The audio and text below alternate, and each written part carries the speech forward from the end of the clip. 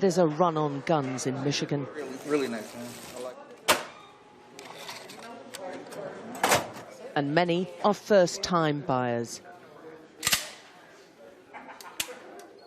They've gone back to the classroom to learn and into the shooting ranges because of fears of civil unrest. Amen! Fire!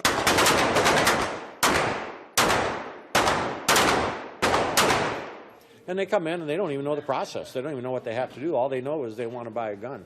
And I'm fielding over 100 phone calls a day for that, too. I know. Some believe the bigger, the better. Others want guns they can hide in their handbags. They're from all political sides and all driven by fear. People are doing things that we've never even thought about doing before. Taking it to limits that we've never thought about going before. It's almost like a deterrent more than anything else. My goal is to never, ever have to use it. Anything can happen, so you just want to be as best prepared as, you know. We're going grocery shopping after this.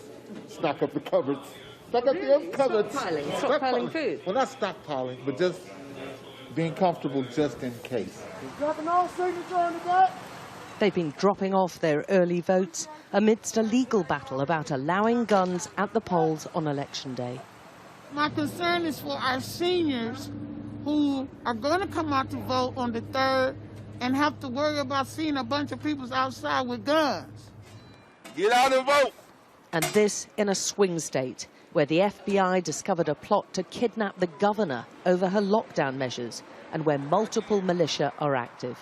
Oh, it's horrible. You know, that's got to stop. These militiamen, they're radicals, you know. They consider them domestic terrorists, and they should be jailed. I hope we can catch them and put them in jail. Whatever the Election Day outcome, America has a terror problem. That toxic view of politics has been imported to our state. And it's homegrown.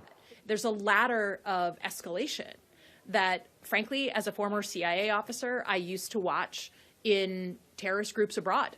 You know, how does a young man in the middle of Iraq go from being, you know, a shopkeeper to a terrorist? Well, there's a ladder of escalation, and I never thought that I would be using those skills to watch extremism in my own country. And there are multiple armed groups. Take the Boogaloo Boys, highly suspicious of the authorities and the media, but who agreed to meet us in North Michigan. They say they're not supremacists, just fighting government tyranny. But in the last few weeks, they're among several outfits purged from social media as part of a crackdown on militarized groups. We watched them preparing, they said, for civil war. Several Boogaloos have been arrested across a string of states accused of plotting violent attacks. But these men insist they're defenders of rights, including the right to bear arms. As soon as we started coming to the public light, we were labeled immediately as terrorists, right-wingers, as even racists. Part of that also has to deal with the fact that if you don't agree to their ideology, they're going to label whatever they want to label you. Other people might sell freedom short, but that's not going to be me. So. And in reality, what does that mean? Taking on people, shooting people? I mean, what does that mean? Possibly could. If it comes to that, that could be an outcome. A sheriff is supposed to take a stand and say, not in my county, if a unconstitutional law goes forth, such as a lockdown or, you know, gun confiscation or anything of that. The election and the COVID restrictions have proved fertile ground for these militia to grow and recruit. The challenges they pose are going to be troubling America long after the polls close. Alex Crawford, Sky News in Michigan.